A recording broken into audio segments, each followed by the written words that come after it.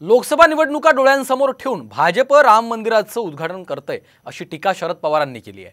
तर राम मंदिराचं काम अपूर्ण असून देखील उद्घाटन करायला निघाले आहेत असा हल्लाबोल नाना पटोले यांनी केलाय।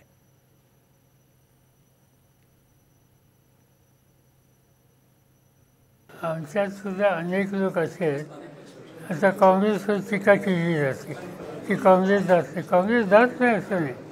काँग्रेसचं मत आहे की ते सगळं मंदिर खुलं करा, अर्धच कामाला येऊ नका।